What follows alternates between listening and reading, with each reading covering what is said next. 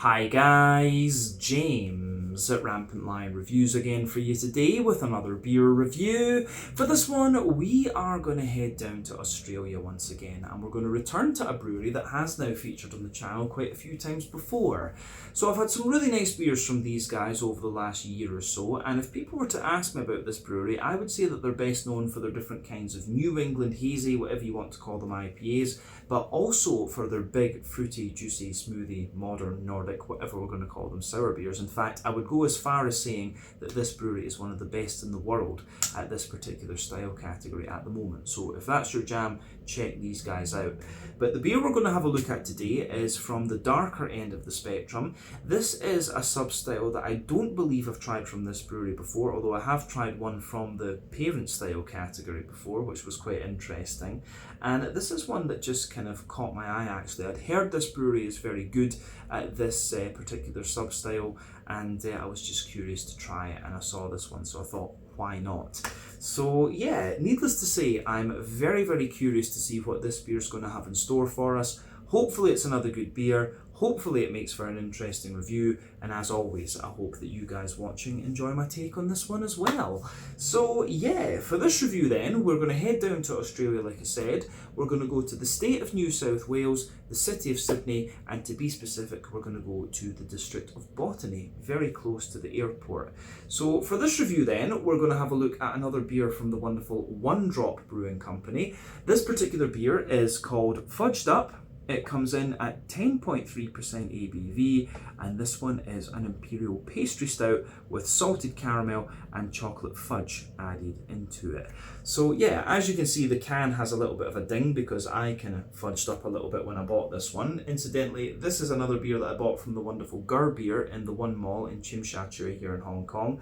But my bag has this weird bit on the side that can open up sometimes. I've never figured out why, but basically I put the beer in my backpack, swung it round onto my shoulder, and the can went straight out, boom, ding on the floor, and that's why it has this wonderful little ding in it. So I was planning to save this one for a wee bit, but we're going to just drink it on the same day to kind of make sure that it's alright. It is an Imperial Pastry Stout, of course, so it could have lasted, but I kind of thought, you know, why not? Let's have a look at this one and see what it's all about. But like I say, the Fudged Up 10.3% ABV Imperial Pastry Stout with salted caramel and chocolate fudge from Drop Brewing. The last Imperial Stout, and thus far only one that I had from these guys, was a collaboration with Pohjola from Estonia, and that beer, I think, there was just something not quite right about it. It just wasn't up to the standard I would have expected from either of the two breweries. So I thought, you know, I think we should have a look at another stout from Drop and see what it's all about. And I like the adjuncts in this one, so here we are. But yeah, make sure you check out the Facebook and Instagram page for Beer in the video description below. They supply me with a lot of the beers that I review on the channel here, and since this is an Australian beer, a big shout out to my good friend Sam Smalley, who runs the channel Short and Stout Beer Reviews. He'll keep you more up to date with the Australian beer scene than I can. He's got some great videos there, and he is kind of still just starting out actually, but he must be close to completing his first year, so do go and show him some love. Again, the link to his channel is in the video description below. But yeah, let's crack on with this one then and see how we go. My first Imperial Pastry Stout from Drop Brewing in Botany, Sydney, Australia. So yeah, as always with my reviews then, I'll tell you a little bit about the brewery before we taste the beer. If you want to get straight to the tasting, just fast forward. All the usual links can be found in the video description below. That's the brewery website, the link to my other reviews that I've done from Drop Brewing Company before, and we will no doubt add more to that list at some point in the near future. But there's all the usual social media down there. If you want to see more reviews, do please consider subscribing to the channel. The support that you give is massively appreciated. And remember, you can go into the channel homepage and search for beer using the geography tagging system. So just go in there, use the little search bar, put in your hometown, state, county, province, whatever you like. If I've reviewed beers from the area that you search for, they will pop up. Failing that, you can check out the playlist of beers from different countries. You'll find this one in the Australian playlist, along with a number of other things. That's being added to very regularly at the moment because we do get access to quite a few Australian breweries here in Hong Kong, which I'm very happy about. But do make sure you check out the playlist of beers from other countries as well, because there are some very interesting things on the channel these days. But yeah, let's go on to my brewery notes then, and I'll tell you a wee bit more about Drop Brewing Company. company once again. So One Drop, as I've mentioned to you already, are based in the Botany district in Sydney in New South Wales in Australia, very close to the airport of course. But this company was founded in mid-2016, although they would only open their doors to the public in 2019. And the 4 people behind this company are Clay Grant, Meg Barbett, Nick Calder-Scholes and Liam Quinn. So Clay has a background in food catering, and he shared his idea with Meg, his wife, that he wanted to start his own brewery, and she was very supportive of this. She had worked in the tech sector before with different startups, and she liked the idea of them having their own company together. But Nick is originally from New Zealand, and he was the original head brewer at Garden Brewery in Zagreb in Croatia, which is where he met Meg and Clay, who were on holiday at the time visiting Meg's family. And Liam is Nick's best friend, and he was in the army for a period of time, but also had quite a lot of experience in the hospitality sector too. So as you can see, these 4 guys between them had a really interesting range of expertise, so a good recipe for making a brewery. But Clay and Meg founded the company originally, and the official startup date was in mid-2016, but they designed the brand and started planning the company at this time. They actually sold their house to fund the company, and they decided to go and visit Croatia with a little bit of the money from that, which is where they would meet Nick, and he would join their venture a little bit later on in 2018. So they chose the name One Drop for the company because they felt that they liked the idea that one single idea or action can change the course of everything, and that is of course what founding the brewery did for them. But the brewery itself is located in an old paper mill, and they sourced their brewing equipment from the Canadian company DME, who I believe now are bust if I'm not mistaken. But this includes a 12 hectolitre brew kit, 6 24 hectolitre fermentation vessels, and they also have a canning line from East Coast Canning in the US. Over the years they've continued to build up the brewery infrastructure and increase their sales and develop new recipes and things like this, and they are of course very well thought of in Australian craft beer circles these days, and they're starting to get their beer out there a little bit more, which is great to see. But as of July 2024, when I'm filming this review for you, these guys have produced around 410 different kinds of beer, according to Untappd. And like I said to you earlier, these guys are producing a lot of New England hazy, whatever you want to call them, IPAs, the big modern fruity, juicy, smoothie, Nordic, whatever you want to call them, sour beers, and they are doing a few of these kind of pastry stouts as well. These are the 3 kind of style categories that this brewery is most well known for. But yeah, that is everything I believe I can tell you about One Drop Brewing Company for the moment. If you want to learn more about these guys, you can check out the brewery website, you can follow them on Facebook and Instagram to keep up to date with all the latest goings on, and you can check out the Rate Beer, Untappd and Beer Advocate pages to learn a little bit more about all the different beers that these guys have done. So yeah, let's go on and have a taste of this beer and see what it's all about. So yeah, before we do that, I'll just let you have a little look at the artwork on the can before we open this one up. There you can see the wonderful ding that I made in the can. It's pretty impressive actually, it just went whew, onto the tile floor, which was lovely. But yeah, you can see the One Drop Brewing Company symbol there. Quite simple artwork on this one compared to some of the other One Drop Brewing beers that we've had in the past, but you can see it fudged up, tells you a little bit about the beer on the back of course, and there's a few other things. Warnings from the Australian government, don't drink too much grog, I guess we can say. But yeah, this is a 440ml can. I believe this one cost me like 130 Hong Kong dollars, which is about £13 sterling, somewhere in the region of like, 14 or 15 euros, 16, $17 American. I don't know what it would be in Australian dollars, of course. But like I said earlier, 10.3% Imperial Pastry Stout. This one with salted caramel and chocolate fudge in it. This should be quite interesting. On the back it says, a mind-melting brand new Imperial Pastry Stout with over 8 types of specialty malts, an extended boil and a double dose of lactose. This indulgence tube is elevated by the addition and subsequent conditioning of chocolate fudge, Swiss chocolate brownie mix, Marlborough sea salt and caramel fudge powder, all held together with a kiss of French vanilla. A stainless matured beer with a delayed release mocha head, offering aromatics of espresso, maple syrup and a palette of chocolate drenched caramel candy and rich chocolate brownies. What a trip. So yeah, as I've explained to you on the channel before, when it comes to Imperial Pastry Stouts, they can be a bit of a hit or a miss for me. I don't like the marzipan-y kind of flavour you can get from some of them. I don't like the granola side of things. I much more prefer Russian Imperial Stout, roasty toasty kind of things. An Imperial Coffee Stout is right on my street as well, or the old Imperial Milk Stout. So the sweeter, more fudgy kind of ones are what I like, and that was the main reason why I thought this one might be an interesting one to try. But yeah, let's get it out into the glass then and see what it's all about. I'm really curious about this beer. Hopefully it opens. Aha, there we go. I think I managed to get that there. Yeah, having to use my finger because the can got a little bit messed up, but yeah, we should be able to pour this now. That little flick thing didn't want to come out. I was worried for a second there, I actually was. But yeah, this should be really quite nice. I think that's enough to look at the moment, and we'll put the rest out and into the glass a wee bit later on. But yeah, the way this beer pours is pretty much what you'd expect from an Imperial Pastry Stout. Not much head on it, of course, and that can happen with this particular style category.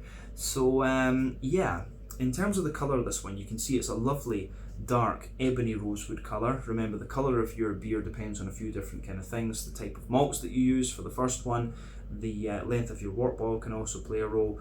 You know, the longer you boil the wort, the more the sugar's caramelised, thus you get a darker colour of beer. Barrel aging and any adjuncts you put in can affect the colour of your beer as well. But when it comes to black beers such as Imperial Stouts, it's very difficult to actually affect them with any of those things. So yeah, this dark ebony rosewood colour that you have from this Imperial Pastry Stout is roughly what you'd expect.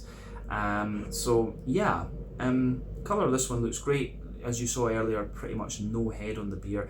In terms of visible carbonation and things like that, with this beer, there's one or two big bubbles sticking toward the side of the glass, a few little ones going up toward the bottom of the head there with this one, but other than that, it looks pretty much as you would expect from this particular style category. So in honesty, I don't know if we really need to say much more about the appearance of the beer. The only other thing I might add is that if I shine the light through this, it's pretty hazy. It's got that little bit of natural opacity to it, or opaqueness. But yeah, I think that's that. So let's go on and just have a little look at the aroma of this beer then and see what it's all about. And I have to say, I'm very, very curious. That does smell really nice. But I will say, I am getting a little bit of that you know, sort of marzipan-y granola type thing from the backbone of this beer, and it worries me a little bit because that's the kind of thing that puts me off the pastry stouts a little bit. But yeah, hopefully there's not too much of that in the actual flavour of the beer. So yeah, the aroma of this one, I'm going to say straight away, not going to like this that much, but we'll persevere with it until we get through with the tasting. I'll say, if I don't like this pastry stout with salted caramel and chocolate fudge, then I think maybe I need to abandon this style category and just accept that, yeah, I don't like them that much. But yeah, the aroma of this one, it's quite interesting. So it gives you kind of what you'd expect. There's a lot of brown sugar to it. There's you know, there's a lot of kind of cakiness and stuff like this in there. There's a little bit of green component, and you do of course have a little bit of fruitiness coming out of this beer as well. But let's try and just break the aroma of this beer down a little bit and go into it a bit more in depth for you. So yeah, the backbone of the beer, you do have a little bit of this roasty toasty well-fired bread crust coming out of the beer, so that's definitely there. Roasty toasty well-fired bread crust, definitely a little bit of woody character to the beer. You've got some nice Jacob's cream cracker in there as well, and then on top of that you have this on top of that you have this little bit of, like, there's a bit of almost like a sweet rye bready character coming out of this one, but not too prominent. So yeah, a little bit of sweet rye bread in there, some wholemeal brown bread, and there's a lot of like chocolate sponge to this one, this kind of chocolate sponge cakey character. You probably could argue that there's a little bit of like chocolate brownie or chocolate muffin in there, but yeah, something like that. A little bit of chocolate sponge, of course, and then on top of that, it's all about the kind of brown sugars. You can certainly smell a little bit of the sea salt in this one as well. It does have that salted caramel, sea salty type thing to it. What else did it say? Was in here chocolate brownie mix. That makes sense in terms of the sort of cakey notes you're getting out of this one. The Swiss chocolate as well. Yeah, you do get quite a little bit of that in this. The chocolatey side of this one then, it doesn't come across as too dry. It actually comes across as really smooth and creamy, which again makes sense for Swiss chocolate rather than it being cocoa nibs. Cocoa nibs give you this really dry, powdery, chocolatey character. So yeah, the chocolatey notes that you get out of this one, it reminds me of the Lindor. It really does remind me of the Lindor ball things that you get, and those are awesome.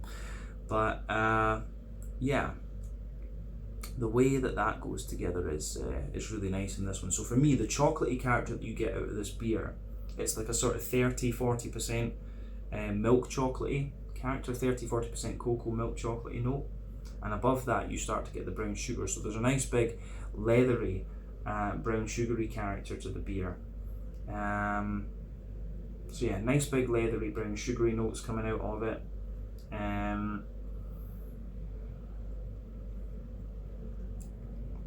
Quite a lot of sweet toasty caramel as well.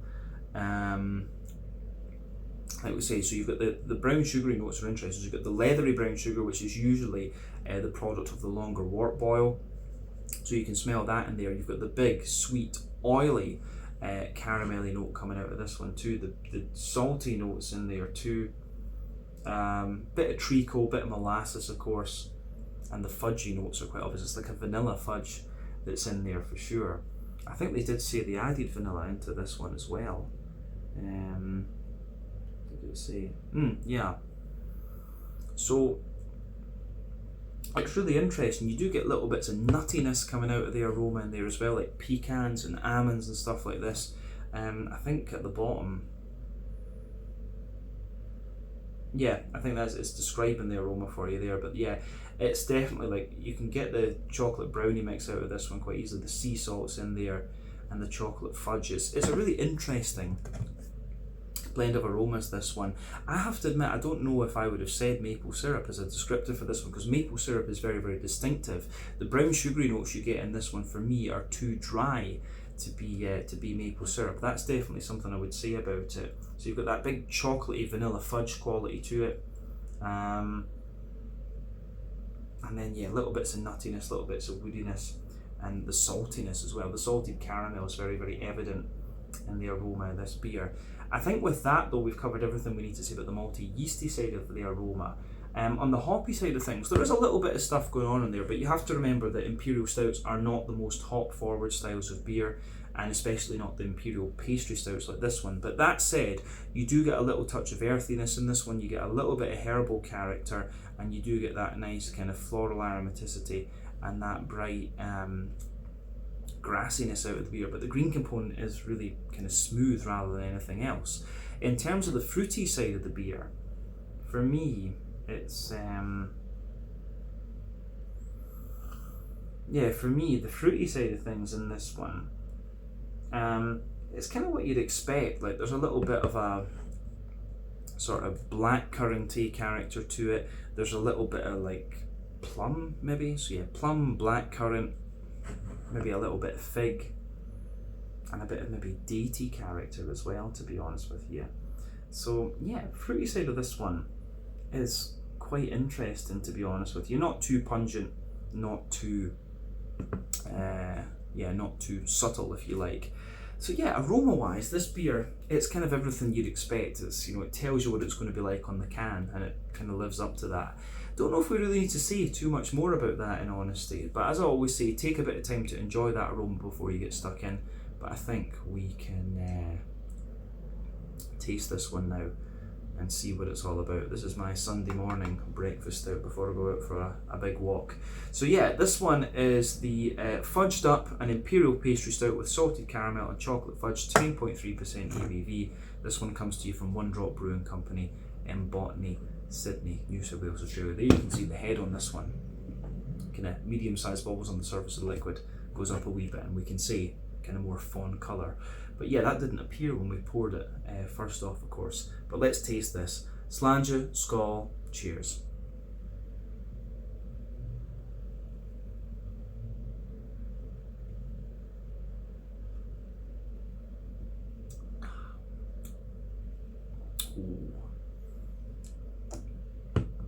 That is really quite nice.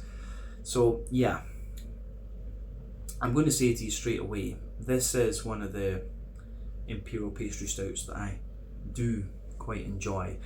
It is quite sickly though, I will say that. And I'm glad that I've got somebody to share this can with. So yeah, my friend's coming around a wee bit before the walk. So yeah, I'll be sharing this can with her before when she arrives. But yeah, this one, it's really nice. But if you buy a can of this is definitely worth keeping to share with somebody rather than drinking the whole thing yourself, because it's just so sweet. It's like a dessert stout. So yeah, that's something you need to bear in mind with this particular beer. But yeah, it does have a little bit of that granola and marzipan-y thing that I'm not massively keen on with the pastry stouts, but I did want to try one of these to say that I tried the one Drop Brewing Imperial Stout, and if I wasn't going to like this one, then that was it, you know, that's the kind of indication. But yeah, interesting beer, this one for sure. Let's try and break this beer down then and describe it for you a wee bit more in depth.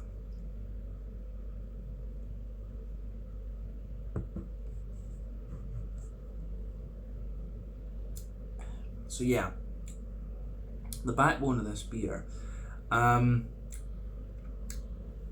would say let's go to that middle third of your palate then, so you can feel the backbone of the beer has this sort of like, you know, soft cakey edge to it. It's almost like the kind of, if you think about the edge of a sponge cake after you just take it straight off the baking tray, that's what you have in this one. You don't really have like a kind of bread crusty character to it. Soft cakey edge. As you go further forward on that middle third of your palate, you get a little bit of woodiness out of the beer. And on top of that, there's maybe just a little touch of cracker. But yeah, above that sponge cake, that sort of cakey edge, you've got a kind of chocolate, yeah, sort of fudge, caramelly, chocolate, spongy character coming out of the beer. I think it's got quite a little bit of vanilla in it, that layer as well. So yeah, it's interesting for me that this one doesn't start off with the bready layers in the base, although I think there could be sort of two cakey layers to this one.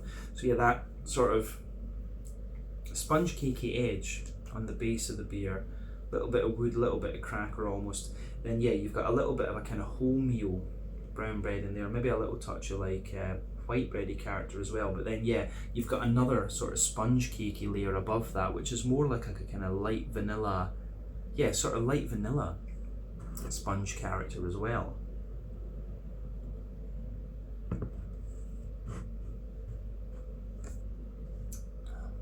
Yeah,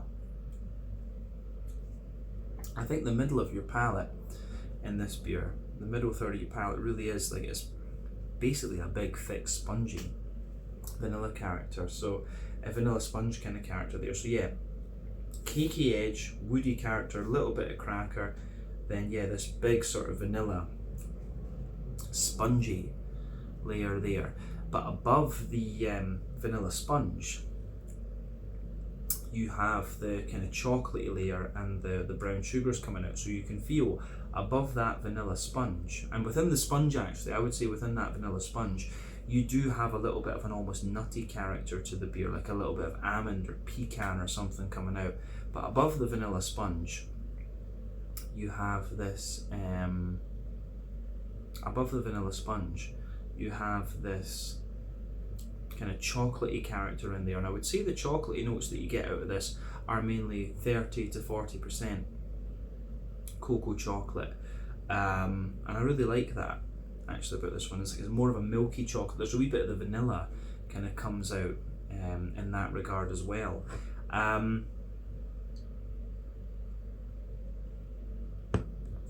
Yeah, so definitely a wee bit of the milky chocolate coming out of the beer, but then above that, it's all about the brown sugars and the salted caramel and the fudge. So yeah, for me, it's not immediately obvious that this beer has had a longer wort boil or whatever. I think if that was evident, you would have had a bit more leathery brown sugar out of it, or at least maybe the adjuncts that they've put into this one are kind of suppressing that a little bit. So yeah, above the chocolatey layer, maybe you do have that more leathery brown sugary character, but it's not overly obvious. It feels like it's kind of saturated with that big oily salted caramel character sitting on top of it. If you go up to the next layer, you can feel that circle in the middle of your palate there, which is more it's more like a kind of mix of, there's like sweet caramel in the dead center of it, and then as you move further out it's a bit more like kind of treacle and molasses and things. Yeah.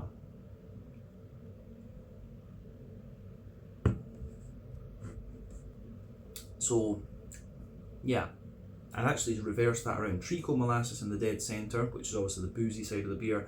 As you go a little bit further out from that, you get the straight up sweet caramel in this one, and then underneath you'll get the more fudgy character, and then yeah, the leathery brown sugars, and then a kind of sort of very slightly toasty, light toasty kind of brown sugar layer, and then yeah, all of that sits on top of the chocolatey side of things. A little bit of nuttiness coming out of the beer as well, as I say, into the aftertaste. But I think with everything there, that covers the middle third of your palate on this one. But this beer is quite sickly. It's kind of, you have to sip this one and just kind of enjoy it. I don't know how anyone could kind of drink a can of this themselves, to be honest with you. And it's quite brave actually, a one drop to sell this, pardon me, in a full 440 milliliter can. Actually, I would have put it in a 330, but maybe they don't have the facility to do that. That's always something you need to consider.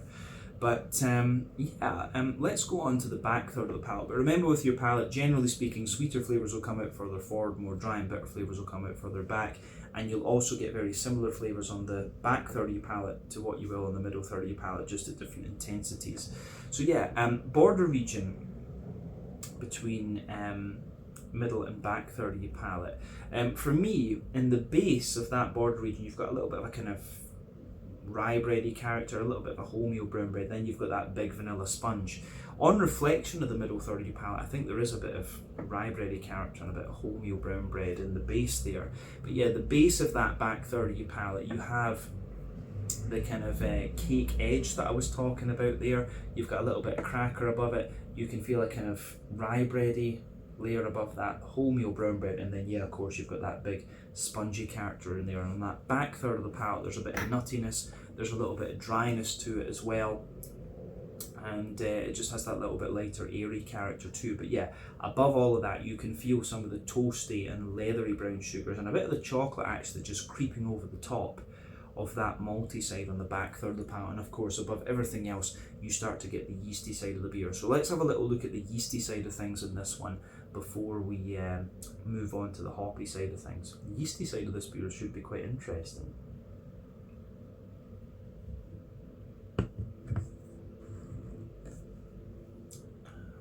So yeah, the yeasty side of the beer for me is quite straightforward in this one. I mean, in the dead centre of that yeasty side of things, you've got a little bit of that, you know, kind of brandy, sherry soaked Christmas pudding. You've got a wee bit of that in there, but wrapped around that, you get this really sweet, like oily, caramelly kind of character, and then it's a wee bit toasty around the edge of that.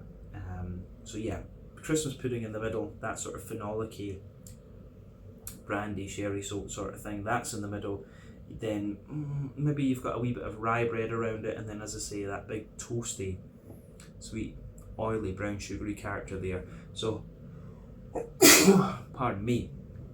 Yeah, that sits on top of everything else on the back third of the palate. So definitely, yeah, the back third of your palate, the flavour is taller. Then as you move further forward into the middle third of your palate, it's just going to condense down and squash together that little bit more. Now that I've sneezed once, I'm going to sneeze about 10 times. Apparently not. Oh wait, might need to pause the video in a second, we'll just see. But yeah, that's the malty and yeasty side of this beer covered for the moment. Let's go on to the green component then. So, lost my sense of smell after that.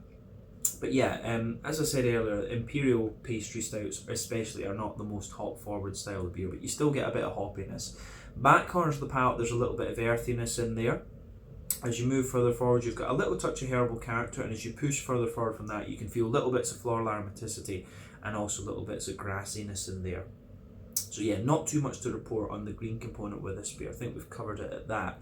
But yeah, the border region, between front and middle third of your palate. Again, you get that little bit of bready build up in there, rye bread in the base, wholemeal brown bready character underneath, and then you have that you have that little bit of a more kind of chocolate spongy character above that.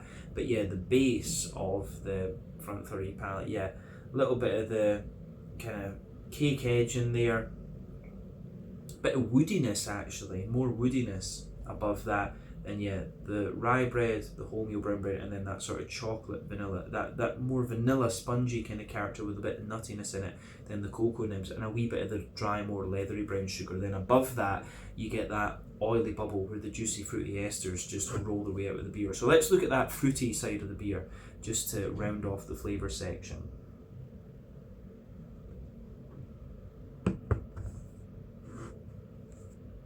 Yeah, so as you often find with these beers, with these kind of pastry stout ones, it gives you this big sort of oily and sweet, dark fruity character. So when you first take the beer in,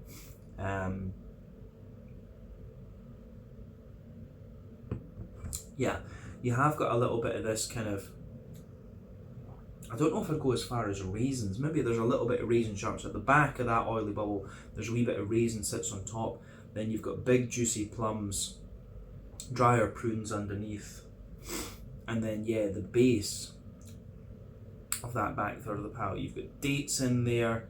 You have, so you've got raisins, plums, prunes, raisins, where is it? You've got the raisins at the top, the juicy plums, the prunes, you've got date in the base there.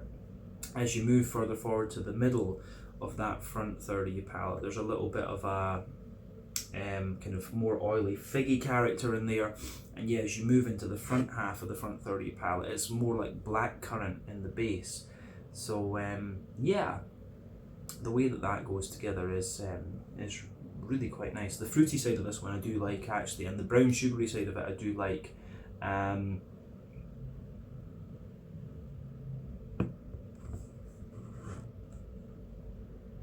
Yeah, is there anything else I'd add to that fruity side of things?